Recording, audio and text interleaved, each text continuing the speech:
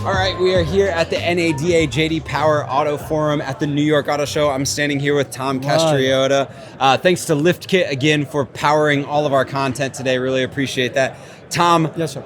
You have been in the seat now officially since NADA, That's right. About 3 months? And there's been no shortage of activity in the auto world.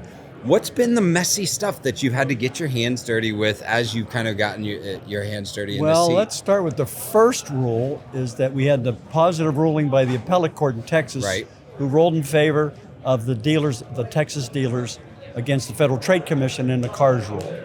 And then we rolled into President Trump and the tariffs, so that's been the real discussion point now for almost a month since the president announced that, and the turmoil it's causing between, it's the uncertainty, as everybody knows already, from the tariffs. So from an NADA standpoint, is we're like everybody else, we're monitoring. And with all our different franchises, some franchises are in a different, or OEM is in a different position than another. Right. And so where's that balance? And that's what we're trying to find out, or try to take that path to cover and be the voice of all the dealers with the same message. But right now the message is, we're hoping that President Trump gets the tariff situation at least some consistency, and that maybe he gives us a bridge. When I say us, I'm talking the OEMs, that there's a bridge so the dealers have some consistency along with the OEMs as well as the consumer.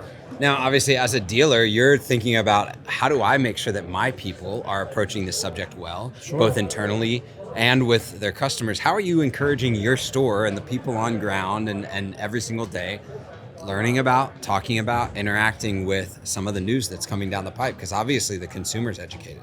Well, that's true. And 2 weeks ago, 3 weeks ago, when it really started to hit the press, then the consumers call and say, oh, my lease is up in 3 months, my lease is up in 4 months, should I do it now?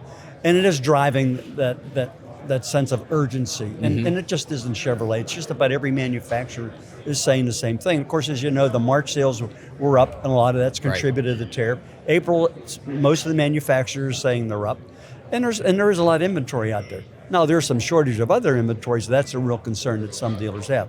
But personally, our store is, we have inventory, we're not affected by the tariff. GM builds a lot of vehicles in the United States, and they build a lot as well in Mexico, Canada. So we're not affected today. Now, what happens in 3 or 4 months? I think we'll find out. Yeah. But right now, we're not affected necessarily by the concern that GM's not hiking prices. They're not reflecting anything of a tariff. If there is a vehicle that might be affected, they're not passing anything along. And I think that's what our stability is going to be for the next 2 or 3 months. Yeah, and I think we'll see that across the industry. So I love that you said you're monitoring it, right? And I think that's a way that a lot of people can get into this situation. It's like, we're monitoring it. We're not pulling any crazy triggers. Correct. We're not taking any knee-jerk reactions, anything like that. Now, tell me, you've been listening to all the conversations today. A lot of talk about tariffs, a lot of talk about EVs, a lot of interest around the conversations with the actual OEM. Yes. Tell me a little bit about, Jason Stein has kind of like prodded a couple OEMs on their plans. Talk a little bit about what you've heard there and what's interesting. I like the candidness. I mean, we've had Hyundai with Randy Parker and Shaheen from Nissan. Yeah. And then and Mike Controne from Volvo. Yeah. And I've met most of them, but they're being very candid with the situation is, we're here to support our dealers. We're still here to support our customers.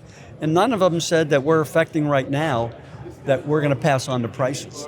Yeah. I mean, if you take Volvo, for instance, Volvo has a plant, I think they said they have 2 plants here, but they're ramping up production here.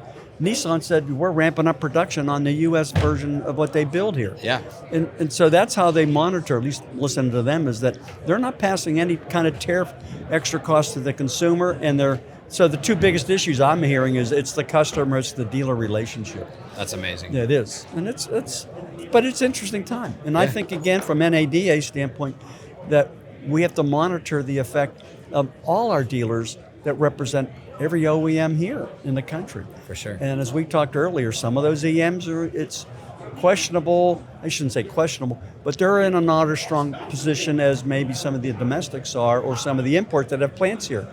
Yeah. And some of those, as we've talked about, they don't have plants here. So those are the ones that, that's the effect. So, and our point as dealers, they're part of NADA. So we still have to find that that kind of balance around the between balance. dealers that might be questionable on the franchise side, that have less inventory, and then those that dealers that their manufacturers a much more solid position on where they are in the tariff situation. Yeah.